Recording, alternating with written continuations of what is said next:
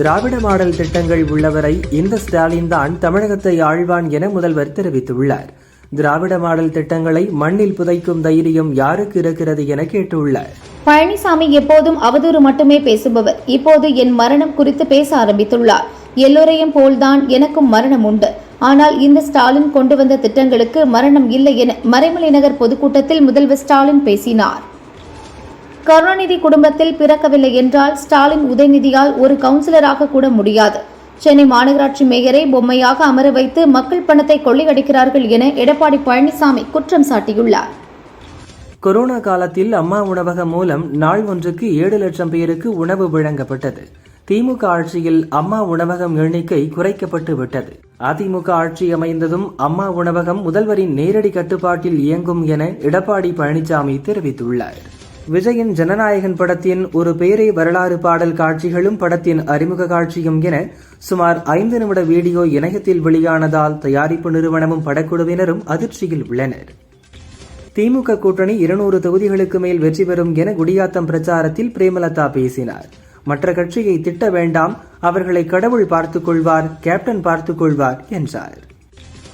திமுகவின் 5 ஆண்டு கால ஆட்சியில் 8008 படுகொலைகள், 2080 பாலியல் வன்கொடுமைகள், 39,999 போக்சோ வழக்குகள் பதிவாகியுள்ளது.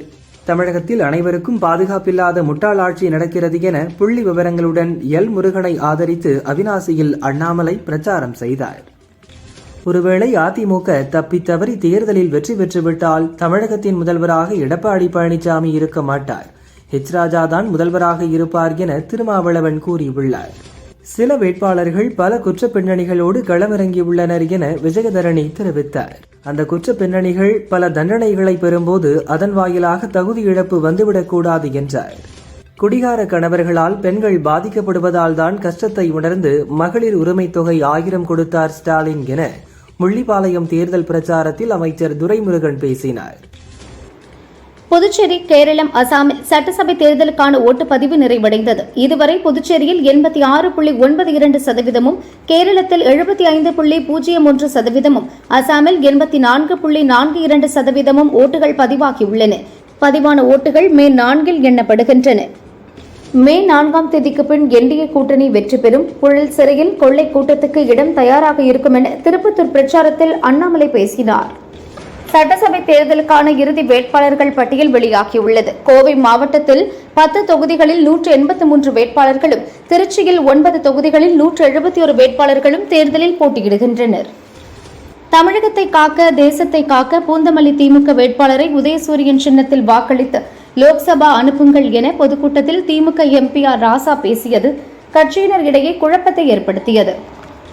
தமிழகத்தில் அரசு பள்ளி மாணவர்களுக்கு வரும் 17ஆம் தேதி முதல் கோடை விடுமுறை அறிவிக்கப்பட்டுள்ளது. ஜூன் 1ஆம் தேதி பள்ளிகள் திறக்கப்படும் என தமிழக அரசு அறிவித்துள்ளது. என்னுடைய பலமே எதிர்க்கட்சியான திமுக வேட்பாளர் தான், அவருக்கு நன்றி சொல்கிறேன் என மதுரை மத்திய தொகுதி வேட்பாளர் நடிகர் சுந்தர் சி தெரிவித்தார். முதல்வர் பொதுச் செயலாளர் பதவியை நான் விட்டுக் கொடுத்தது பழனிசாமிக்கு துரோகமாக தெரிகிறதா? என்னை டெபாசிட் இழக்க செய்ய வேண்டும் என கூறும் பழனிசாமிக்கு மக்களின் மனநிலை தெரியவில்லை என கோவையில் பிரச்சாரம் செய்து செங்கோட்டையன் தெரிவித்தார். சிவகங்கை கே புதுப்பட்டி கிராமத்தில் அமைச்சர் பெரிய கருப்பன் ஓட்டு சேகரிக்க சென்றபோது 100க்கும் மேற்பட்ட கிராம மக்கள் காரை சுற்றி வளைத்து சிறைபிடித்தனர். மஞ்சுவிரட்டு போட்டி நடத்த உதவி செய்யாததால் ஆத்திரமடைந்தனர். விருதுநகரில் தேமுதிக தேர்தல் அலுவலகம் திறப்பு விழா குறித்து விசிக நிர்வாகிகளுக்கு தகவல் சொல்லப்படவில்லை, விசிக கொடியும் கட்டவில்லை. இதனால் விசிக மாவட்ட செயலாளர் செந்தில்கனி தலைமையிலான நிர்வாகிகள் இதற்கு கண்டனம் தெரிவித்து அலுவலகத்தை முற்றுகையிட்டு கோஷங்கள் எழுப்பினர். சட்டசபை தேர்தலில் அதிகபட்சமாக கரூர் தொகுதியில் 79 பேர் போட்டியிடுகின்றனர். அதற்கு அடுத்தபடியாக பெரம்பூரில் 47 பேரும், கோவை தெற்கில் 44 பேரும், கொளத்தூரில் 43 பேரும் போட்டியிடுகின்றனர். உதகை, காங்கேயம், அரவக்குறிச்சி, கரூர் ஆகிய 4 தொகுதிகளில் பாஜக மற்றும் கூட்டணி கட்சி வேட்பாளர்களை ஆதரித்து அண்ணாமலை இன்று பிரச்சாரம் செய்கிறார். திமுகவின் மக்கள் விரோத ஆட்சியை முடிவுக்கு கொண்டு வரவும், மீண்டும் அமைதியான தமிழகத்தை உருவாக்கவும் மக்கள் திரண்டு வந்து வாக்களிக்க வேண்டும் என தினகரன் தெரிவித்தார். விருகம்பாக்கம் திமுக வேட்பாளர் பிரபாகர ராஜாவை ஆதரித்து பிரச்சாரத்தில் ஈடுபட்ட உதயநிதி ஆண் குழந்தைக்கு உதயசூரியன் என பெயரிட்டார். சபாநாயகர் அப்பாவு வாயை திறக்க மறுக்கிறார். அப்பாவுவை விலங்கு போட்டு இழுத்துச் செல்வோம் என அதிமுக எம்பி இன்பதுரை தெரிவித்தார். திமுக வேட்பாளர் 500,000 கொடுத்து உங்கள் வாக்கை விலைக்கு வாங்கி வெற்றி பெறலாம் என நினைக்கிறார் என அதிமுக மதுரை வேட்பாளர் சரவணன் தெரிவித்தார். மீண்டும் திமுக வெற்றி பெற்றால் அத்திப்பட்டி போல பல கிராமங்கள் காணாமல் போகும் என்றார். பதவி பணத்துக்காக காங்கிரசுடன் கூட்டணி வைக்கும் கோபாலபுரம் ஆட்சியை கோவிந்தா போட்டு வீட்டுக்கு அனுப்புங்கள் என மேட்டுப்பாளையத்தில் அதிமுக வேட்பாளரை ஆதரித்து திரைப்பட நடிகர் அனுமோகன் பிரச்சாரம் செய்தார். வரும் தேர்தலில் திமுக அரசை விரட்டியடிக்க வேண்டும் என ஆரணி பிரச்சாரத்தில் அன்புமணி பேசினார். திமுக அரசு 5 ஆண்டுகளில் மக்கள் பணத்தை சுரண்டி கொழுத்து போய் உள்ளது என்றார். திருவண்ணாமலையில் ஒரு திருட்டு கும்பல் உள்ளது. அதன் தலைவர் ஏவா வேலு என்பது அனைவருக்கும் தெரியும்.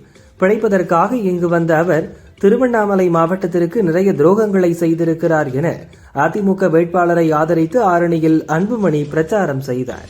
பால்டாயில் என பேசி வருவதால் எடப்பாடி பழனிசாமி இனி பால்டாயில் பழனிசாமி என விமர்சித்த உதயநிதி தோல்வியின் விளிம்பில் இருப்பதால் எடப்பாடி பழனிசாமி அவதூறாக பேசி பிதற்றி வருவதாக தெரிவித்தார்.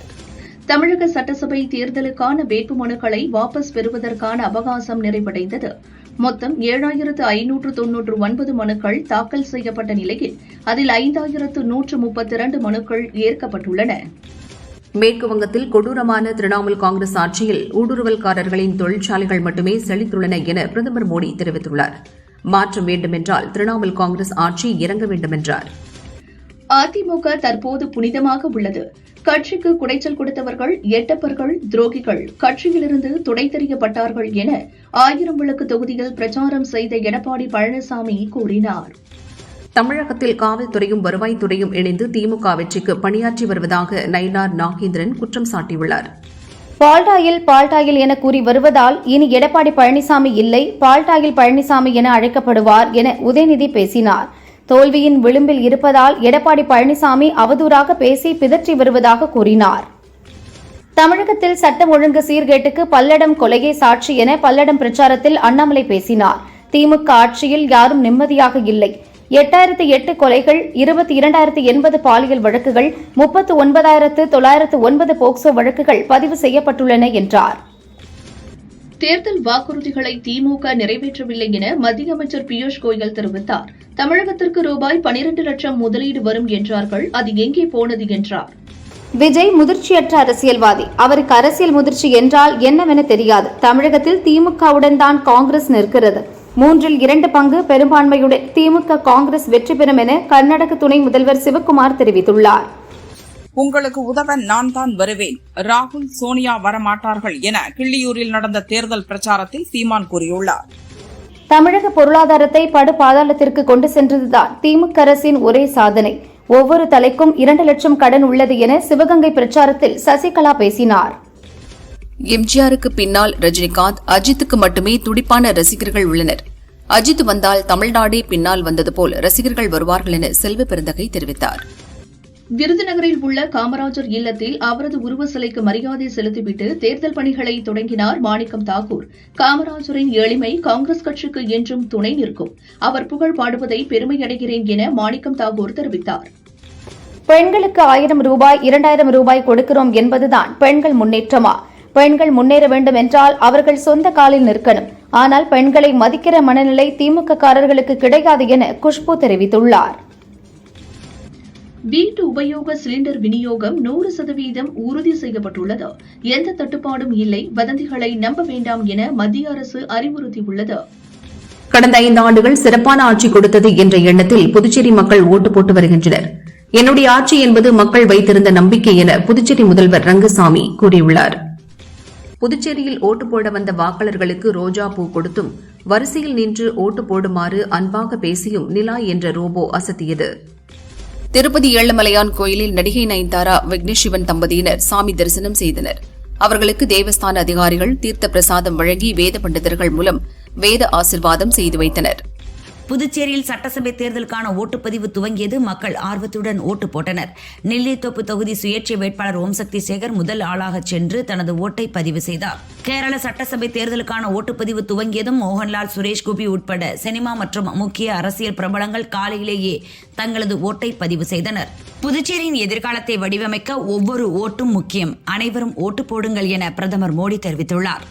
புதுச்சேரி பாகூர் தொகுதியில் என்ஆர் காங்கிரஸ் சார்பில் போட்டியிடும் தியாகராஜன் வாக்காளர்களுக்கு பரிசு டோக்கன் விநியோகித்துள்ளார். அவரை எதிர்க்கட்சியினர் தடுத்தபோது டோக்கனை வீசிவிட்டு தப்பியுள்ளார். காரைக்குடியில் தவேக தலைவர் விஜய் நாளை பிரச்சாரம் செய்ய அனுமதி கேட்கப்பட்டுள்ளது. இதையொட்டி தேர்தல் கமிஷன் அதிகாரிகள், போலீஸ் அதிகாரிகள் நேரில் ஆய்வு செய்தனர். பாதுகாப்பு ஏற்பாடுகளும் தீவிரமாக செய்யப்பட்டு வருகின்றன. காங்கிரஸ் எம்பி மாணிக்கம் தாக்கூரை விருதுநகர் தேமுதிக வேட்பாளர் விஜய பிரபாகரன் சந்தித்து பேசினார். விருதுநகரில் விஜய பிரபாகரன் வெற்றி உறுதி செய்யப்படும் என மாணிக்கம் தாக்கூர் கூறியுள்ளார். முதல்வர் ஸ்டாலின் தனது தலையில் வைத்துள்ள விக் மீது வைத்த கவனத்தை தமிழகம் மீது வைத்திருந்தால் மாநிலம் முன்னேறியிருக்கும் என நடிகை விந்தியா விமர்சித்துள்ளார். தேர்தல் கமிஷன் பாரதிய ஜனதாவின் கைப்பாவையாக மாறிவிட்டது. இது ஜனநாயகத்துக்கு இழைக்கப்பட்ட மிகப்பெரிய அநீதி என இந்திய கம்யூனிஸ்ட் நிர்வாகி முத்தரசன் கூறினார். சட்டசபை தேர்தலில் திமுக அரசு தோற்கடிக்கப்பட வேண்டும் என வலியுறுத்தி திருப்பூர் கரட்டங்காடு விநாயகர் கோவிலில் இந்து முன்னணி அமைப்பினர் 108 தேங்காய் உடைத்து வழிபாடு நடத்தினர். கேரள சட்டசபை தேர்தலில் முதல்வர் பினராயி விஜயன் ஓட்டளித்தார். நடிகர் மோகன்லால், எம்பி சுரேஷ்கோபி உட்பட முக்கிய பிரமுகர்கள் ஜனநாயக கடமையாற்றினர். புதுச்சேரி சட்டசபை தேர்தலில் கவர்னர் கைலாசநாதன் தனது வாக்கை பதிவு செய்தார். முதல்வர் ரங்கசாமி ஓட்டு போடுவதற்காக RX 100 சென்று ஓட்டளித்தார். ஓசி பஸ்ல போறவங்க யாரும் எனக்கு ஓட்டு போட வேண்டாம், நான் ஏசி பஸ் தாரேன், காசு கொடுத்துட்டு போங்க என்கிறார் நாம் தமிழர் கட்சியின் ஒருங்கிணைப்பாளர் சீமான். தமிழக தேர்தல் முடிவுகள் அனைவரையும் ஆச்சரியப்படுத்தும். அங்கு என்டிஏ கூட்டணி ஆட்சி அமையும் என பாரதிய ஜனதா தேசிய தலைவர் நிதின் நபீன் கூறியுள்ளார். எடப்பாடி பழனிசாமி தரம் தாழ்ந்து பேசுவதாக RS பாரதி கூறியுள்ளார். திராவிட மாடல் ஆட்சிக்கு மக்கள் அளிக்கும் வரவேற்பை எடப்பாடியால் தாங்கிக் கொள்ள முடியவில்லை என்றார். மருத்துவமனைக்கு நேரடியாக சென்று கொரோனா நோயாளிகளுக்கு அளிக்கப்படும் சிகிச்சையை கேட்டறிந்தவர் முதல்வர் ஸ்டாலின் என RSS பாரதி கூறினார். சிதம்பரத்தில் ABVP சார்பில் நடந்த கூட்டத்தில் விசிகவினர் புகுந்த மாணவர்கள் மீது கொலைவெறி தாக்குதல் நடத்தியுள்ளனர். கோழைத்தனமான தாக்குதலை நடத்தியவர்களை போலீசார் உடனடியாக கைது செய்ய வேண்டும் என மத்திய அமைச்சர் எல் முருகன் கூறியுள்ளார். தவேக தலைவர் விஜய் முழுநேர அரசியல் செய்ய வேண்டும் என்கிறார் நிதின் நபீன். தமிழக அரசியலில் ஒரு மாற்றம் வரப்போகிறது. அண்ணாமலைக்கு எந்த மனக்கசப்பும் இல்லை. அவர் பிரச்சாரங்களில் கலந்து கொள்கிறார் என்றும் நிதின் தெரிவித்தார். லோக்சபா தொகுதி மறுவரையறை என்பது அதிகாரத்தை மாற்றி அமைக்கும் சூழ்ச்சி என முதல்வர் ஸ்டாலின் கூறியுள்ளார். பார்லிமெண்ட் அடிப்படை கட்டமைப்புகளை மோடி அரசு திட்டமிட்டு அழித்து வருகிறது என தெரிவித்துள்ளார். தென்காசி மாவட்டம் மருதம்புத்தூரில் பனை தொழிலாளி மணிகண்டன் மீது SI இசக்கிராஜா துப்பாக்கிச்சூடு நடத்தியிருப்பது கண்டனத்துக்குரியது. மனசாட்சி இன்றி அப்பாவி மக்களின் உயிரோடு விளையாடுவது வெட்கக்கேடானது என சீமான் தெரிவித்துள்ளார். தமிழக காங்கிரஸ் தேர்தல் அறிக்கையை கர்நாடக துணை முதல்வர் சிவக்குமார் சென்னையில் வெளியிட்டார். குடும்ப அட்டைக்கு மாதம் ரூபாய் 2000 வழங்கப்படும், காலியான 3 லட்சம் அரசு பணியிடங்கள் நிரப்பப்படும் உள்ளிட்ட வாக்குறுதிகள் இடம்பெற்றுள்ளன. தென்காசி மாவட்டம் ஆலங்குளம் மருதம்புத்தூரில் நடந்த துப்பாக்கிச்சூடு சம்பவம் கண்டிக்கத்தக்கது. போலீசாருக்கு என்ன செய்ய வேண்டும் என்பது தெரியவில்லை என தமிழக பாரதிய ஜனதா தலைவர் நயினார் நாகேந்திரன் கூறினார். கொரோனாவின் போது ஸ்டாலினை காணவில்லை என்ற வகையில் காணாமல் போனவர் என்றுதான் விமர்சித்தேனே தவிர நான் யாரையும் தனிப்பட்ட முறையில் அரசியல் விமர்சனம் செய்ததில்லை என எடப்பாடி பழனிசாமி விளக்கம் அளித்துள்ளார். காங்கிரஸ் தலைமையின் ஒப்புதலின் பேரிலேயே தவேக தலைவர் விஜயை சந்தித்தேன். இந்த தேர்தல் கடுமையான போட்டி நிறைந்ததாக இருக்கும். தவேக ஓட்டை பிரிக்கும். இது ஆளும் கட்சிக்கு பாதிப்பை ஏற்படுத்தும் என காங்கிரஸ் நிர்வாகி பிரவீன் சக்கரவர்த்தி கூறினார். தருமபுரி தொகுதியில் போட்டியிடும் தேமுதிக வேட்பாளர் டாக்டர் V இளங்கோவன் பலகார கடையில் வடை சுட்டும், கோவை தெற்கு தொகுதி தவேக வேட்பாளர் செந்தில்குமார் தோசை சுட்டும் வாக்கு சேகரித்தனர். பனை ஏறும் தொழிலாளி மணிகண்டனை மனிதாபிமானமின்றி SI இசக்கிராஜா காலில் துப்பாக்கியால் சுட்டுள்ளார். அதிமுக ஆட்சி அமைந்தவுடன் உரிய விசாரணை நடத்தி மணிகண்டனுக்கு நிவாரணம் வழங்கப்படும் என இன்பதுரை உறுதியளித்தார். தென்காசி தொகுதி அதிமுக வேட்பாளர் செல்வ மோகன்தாஸ் பாண்டியனை ஆதரித்த பாவூர் சத்திரம் பகுதியில் தமிழக பாரதிய ஜனதா தலைவர் நயினார் நாகேந்திரன் பிரச்சாரம் செய்தார். NDA கூட்டணிக்கு தென்காசி மக்களின் முழு ஆதரவு கிடைக்கும் என்பதில் எந்த சந்தேகமும் இல்லை என நயினார் நாகேந்திரன் கூறினார். சென்னை பெருங்குடியில் நடந்த தேர்தல் பிரச்சாரத்தில் திமுக வேட்பாளர் அரவிந்த் ரமேஷுக்கு நிர்வாகி ஒருவர் இரட்டை குழல் துப்பாக்கி வழங்கியதால் பரபரப்பு ஏற்பட்டது. அரவிந்த் ரமேஷ் துப்பாக்கியை வாங்கி மறைத்து வைத்தார். பின்னர் அந்த துப்பாக்கி டம்மி என்பது தெரியவந்தது. தவேக தலைவர் காரைக்குடியில் நாளை பிரச்சாரம் செய்கிறார். இதற்கு 37 நிபந்தனைகளுடன் போலீசார் அனுமதி வழங்கியுள்ளனர். புதுச்சேரி வாக்காளர் பெருமக்களே, இன்னும் சில மணி நேரங்களே உள்ள இத்தேர்தலில் ஓட்டுப்பதிவு நிறைவுறப் போகும். கடைசி மணித்துளி வரை விழிப்புடன் இருந்து உங்கள் ஓட்டுகளை பதிவு செய்ய வேண்டும் என தவிக தலைவர் விஜய் கூறியுள்ளார். புதுச்சேரி சட்டசபை தேர்தலில் மதியம் 1 மணி நேர நிலவரப்படி 56.49% ஓட்டுகள் பதிவாகியுள்ளதாக தேர்தல் கமிஷன் தெரிவித்துள்ளது. நெல்லை தூத்துக்குடியில் தவிக தலைவர் விஜயின் நேற்றைய பிரச்சார பயணத்தில் ஏற்பட்ட 5 விபத்துகள் தொடர்பாக அக்கட்சியின் நிர்வாகிகள் 11 பேர் மீது வழக்கு பதியப்பட்டுள்ளது. தமிழகத்தில் பெண்களுக்கு பாதுகாப்பு இல்லை, ஆனால் முதல்வர் ஸ்டாலின் அவர்களை அப்பா என்று கூப்பிட வேண்டுமா என பாரதிய ஜனதா துணைத் தலைவர் குஷ்பு கேள்வி எழுப்பினார். தப்பான ஆட்சி நடக்கும்போது எப்படி அப்பா என்று கூப்பிடுவதென்றும் கேட்டார். ஆட்சியில் பங்கு, அதிகாரத்தில் பங்கு என கூறி விசில் அடித்து கூப்பிட்டும் தாவேகாவுக்கு யாரும் கூட்டணிக்கு வரவில்லை என்கிறார் விசிக தலைவர் திருமாவளவன். பல்வேறு கட்சிகள் திமுக கூட்டணியை தான் தேடி வந்ததாக கூறினார். ஈரான் அனுமதியுடன் ஹார்முஸ் ஜலசந்தியை கடந்து 15,400 டன் எல்பிஜியுடன் கிரீன் ஆஷா கப்பல் மும்பை துறைமுகம் வந்தது. போர் தொடங்கியது முதல் இதுவரை 8 எல்பிஜி கப்பல்கள் பாதுகாப்பாக இந்தியா வந்துள்ளன. முதல்வர் ஸ்டாலின் தேர்தல் பிரச்சாரத்திற்காக தஞ்சை மாவட்டத்திற்கு நாளை செல்கிறார். இதையொட்டி நாளை காலை 6 மணி முதல் நாளை மறுநாள் காலை 6 மணி வரை ட்ரோன்கள் பறக்க தடை விதிக்கப்பட்டுள்ளது. பழனிசாமிக்கு தோல்வி பயத்தால் ஜூரம் வந்துவிட்டது. எதிர்க்கட்சித் தலைவர் என்பதை மறந்துவிட்டு முதல்வரை தரம் தாழ்ந்து பேசுவதற்கு பாடம் புகட்ட வேண்டுமென நாமக்கல் பிரச்சாரத்தில் கனிமொழி பேசினார். தமிழகத்தில் அதிகாரிகள் யாரும் மாற்றப்படவில்லை என மேற்குவங்க முதல்வர் மம்தா கூறியதால் தலைமைச் செயலாளர் முருகானந்தம் மாற்றப்பட்டிருக்கலாம் என அமைச்சர் நேரு கூறினார். 2026 சட்டசபை தேர்தலில் விஜய் முக்கிய பங்கு வகிப்பார். விஜய் தேர்தலில் நல்ல சீட்டு பெற்ற பிறகு அவரிடம் கூட்டணி அமைப்பது குறித்து பேச உள்ளோம் என இந்திய குடியரசுக் கட்சியின் தலைவர் ராம்தாஸ் அத்வாலே தெரிவித்தார். கோவையில் சாடிவையில் அடுத்த சீங்கம்பதியில் மலைவாழ் மக்களுடன் பாரம்பரிய இசைக்கு ஏற்ப நடனமாடி அதிமுக முன்னாள் அமைச்சர் SP வேலுமணி ஓட்டு சேகரித்தார். பொதுச் செயலர் பதவியை விட்டுக் கொடுத்தது பழனிசாமிக்கு துரோகமாக தெரிகிறதா என கோபிச்செட்டிப்பாளையம் பிரச்சாரத்தில் செங்கோட்டையன் பேசினார். எண்ணெய் டெபாசிட் இழக்க செய்ய வேண்டும் என்ற பழனிசாமியின் பேச்சு மக்களுக்கு புரிகிறது என்றார். திமுக வேட்பாளர் ராணியை ஆதரித்து புதுச்சத்திரத்தில் கனிமொழி பிரச்சாரம் செய்தார். திமுக ஆட்சி அமைந்ததும் நாமக்கல் மாநகராட்சிக்கு ஜவுளி குழுமம் உருவாக்கப்படும், மேலப்பாளையத்தில் படித்துறை அமைத்து தரப்படும், திருமணி முத்தாறு குறுக்கே மேம்பாலம் அமைக்கப்படும் உள்ளிட்ட பல்வேறு வாக்குறுதிகளை அளித்தார். விஜயின் ஆதரவுடன் ரூபாய் 5,000 கோடி சம்பாதிக்க பழனிசாமி திட்டமிட்டார் என செங்கோட்டையன் தெரிவித்தார். பழனிசாமி முயற்சியை நான் முறியடித்ததால் என் மீது அவருக்கு கோபம் என்றார். வெயில் தாக்கத்தால் பிரச்சாரத்தின் போது மயங்கி விழுந்த திருவிடைமருதூர் அதிமுக வேட்பாளர் இளமதி சுப்பிரமணியன் மருத்துவமனையில் அனுமதிக்கப்பட்டுள்ளார். அவரை திமுக வேட்பாளர் கோவி செழியன் நேரில் சென்று நலம் விசாரித்தார்.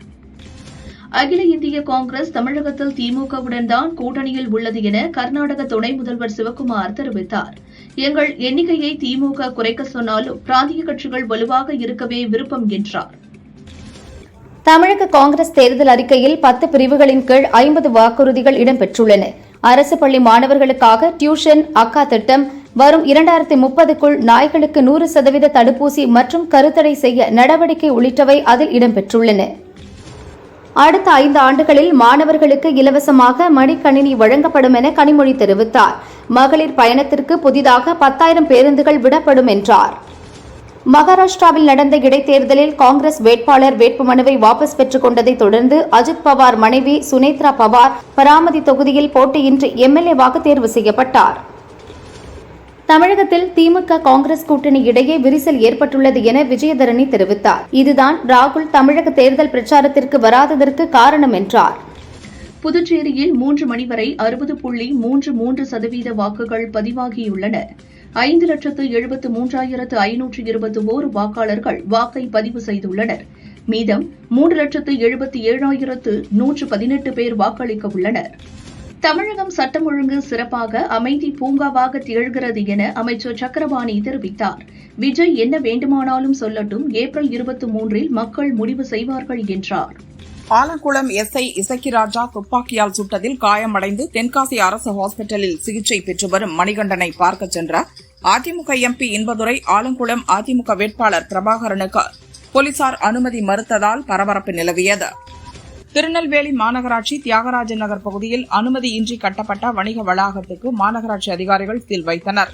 தங்கம் விலை சவரனுக்கு 1600 ரூபாய் குறைந்து 1,12,000 ரூபாய்க்கும், கிராமுக்கு 200 குறைந்து 14,000 ரூபாய்க்கும் விற்பனையாகிறது. வெள்ளி விலை கிராமுக்கு 5 ரூபாய் குறைந்து 260 ரூபாய்க்கு விற்கப்படுகிறது. தனுஷ்கோடி தலைமன்னார் இடையே மீன்பிடித்துக் கொண்டிருந்த 10 ராமேஸ்வரம் மீனவர்களை எல்லை தாண்டி மீன்பிடித்ததாக கூறி இலங்கை கடற்படை கைது செய்தது. படகையும் பறிமுதல் செய்தனர். கூகுள் பே செயலியில் பாக்கெட் மணி என்ற இடத்தை தொட்டாலே மொத்த பணமும் காலியாகிவிடும் என பரவும் வதந்தியை நம்ப வேண்டாம் என சைபர் குற்ற தடுப்பு பிரிவு போலீசார் தெரிவித்தனர். அதிமுக ஆட்சியில் கொண்டுவரப்பட்ட அவிநாசி அத்திக்கடவு திட்டத்தை திமுக அரசு முறையாக செயல்படுத்தவில்லை. திட்டம் 2 தனியாக வகுக்கப்பட்டு அனைத்து குளம் குட்டைகளுக்கு தண்ணீர் கிடைக்க உறுதியாக நடவடிக்கை எடுக்கப்படும் என எல் முருகன் உறுதியளித்தார். புதுச்சேரி, அஸ்ஸாம், கேரளாவில் இன்று சட்டசபை தேர்தல் நடக்கிறது. காலை 7 மணி முதல் மாலை 6 மணி வரை ஓட்டுப்பதிவு நடக்கிறது. ஈரானில் உள்ள இந்திய மாலுமிகள் பாதுகாப்பாக இருக்க வேண்டுமென கப்பல் போக்குவரத்து இயக்குநரகம் அறிவுறுத்தியுள்ளது. ஈரானின் மின் நிலையம், ராணுவ தளங்கள் அருகே செல்ல வேண்டாம் என்றும் எச்சரிக்கப்பட்டுள்ளது. உடுமலை ஓம் சக்தி பராசக்தி கோஷத்துடன் உடுமலை மாரியம்மன் கோவில் திருவிழாவையொட்டி தேரோட்டம் கோலாகலமாக நடைபெற்றது. ஏராளமான பக்தர்கள் வடம் பிடித்து இழுத்து வழிபட்டனர். நேட்டோ அமைப்பு நமக்கு ஆதரவு அளிக்கவில்லை, மீண்டும் தேவைப்பட்டாலும் அவர்கள் ஆதரவு அளிக்க மாட்டார்கள். கிரீன்லாந்தை நினைவில் கொள்ளுங்கள், பனிபடர்ந்த அந்த நாடு மோசமாக நிர்வகிக்கப்படுகிறது என அமெரிக்க அதிபர் டிரம்ப் கூறியுள்ளார். இஸ்ரேலை எதிர்ப்போர் யாராக இருந்தாலும் வீழ்த்தப்படுவார்கள் என பிரதமர் பெஞ்சமின் நெதன்யாகு தெரிவித்தார். இஸ்புல்லா அமைப்பின் முக்கிய தலைவர்கள் கொல்லப்பட்டனர், துல்லியமாக தாக்குகிறோம் என்றார். நிறைவேற்ற வேண்டிய இலக்குகள் இன்னும் நிறைய உள்ளன. அதனை ஒப்பந்தம் மூலமாகவோ அல்லது சண்டையிட்டோ இஸ்ரேல் அடையும் என அந்நாட்டு பிரதமர் பெஞ்சமின் நெதன்யாகு கூறியுள்ளார். சவின் இயக்கத்தில் ஹஷீர், ஆலன் பின் சிராஜ், அஜின் ஜாய், விநாயக் மற்றும் பல நடிப்பில் கடந்த வாரம் வெளியான மலையாள திரைப்படம் வாழ 2. இப்படம் 2024 வெளிவந்த வாழ படத்தின் 2ஆம் பாகமாக வந்துள்ளது. இப்படம் 100 கோடி வசூலை கடந்துள்ளது. மலையாளத்தில் 100 கோடி வசூலை கடந்துள்ள 15வது படம் இதுவாகும். டொவினோ தாமஸ், கயாடு லோஹர் நடிப்பில் மலையாளத்தில் உருவாகி தமிழ் உள்ளிட்ட பிற மொழிகளிலும் வெளியாக உள்ள படம் பள்ளச்சட்டம்பி. டிஜோ ஜோஸ் ஆண்டனி இயக்கியுள்ளார். நாளை இப்படம் வெளியாக இருந்தது. கேரளாவில் இன்று சட்டசபை தேர்தல் நடக்கிறது. மறுநாளே படம் பார்க்க மக்கள் வருவார்களா என்பது சந்தேகம். அதனால் சித்திரை விஷுவை முன்னிட்டு படத்தை ஏப்ரல் 15க்கு தள்ளி வைத்துள்ளனர். மலையாள இயக்குநரான பிரியதர்ஷன் இந்தியில் அக்ஷய்குமாரை வைத்து பூத் பங்களா என்ற படத்தை இயக்கியுள்ளார். பிரியதர்ஷன் கூறுகையில், அக்ஷயை எந்த வேடத்திலும் பொருத்தி பார்க்க முடியும். ஹைடெக் அல்லது கிராமத்து மனிதர் என எதற்கும் அவரது உடல் மொழி ஒத்துழைக்கும்.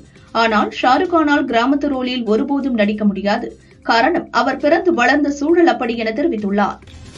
வெற்றிமாறன் இயக்கத்தில் சிம்பு நடிக்கும் படம் அரசன். இந்த படப்பிடிப்பு கடந்த வாரம் நிறுத்தப்பட்டது. தயாரிப்பாளர் ஐசரி கணேஷிற்கு ஒரு படம் நடிக்க பணம் பெற்றுள்ளார் சிம்பு. இவர் நடிக்காததால் ஏற்பட்ட நஷ்டத்தை கேட்டு தயாரிப்பாளர்கள் சங்கத்திடம் ஐசரி கணேஷ் முறையிட்டதால் இந்த நடவடிக்கை மேற்கொள்ளப்பட்டது. இந்நிலையில் இப்பிரச்சினை தொடர்பாக பேச்சுவார்த்தை நடந்துள்ளது. அதில் ஐசரி கணேஷ் சொன்ன 7.5 கோடி ரூபாயை சிம்பு சார்பாக தருவதாக அரசன் பட தயாரிப்பாளர் தானு உறுதியளித்துள்ளார். இதனால் இப்பட பஞ்சாயத்து முடிவுக்கு வந்துள்ளது. விக்னேஷ் சிவன் இயக்கத்தில் பிரதீப் ரங்கநாதன், கீர்த்தி ஷெட்டி, எஸ்.ஜே. சூர்யா நடித்துள்ள லவ் இன்சூரன்ஸ் கம்பெனி நாளை ரிலீஸ் ஆகிறது.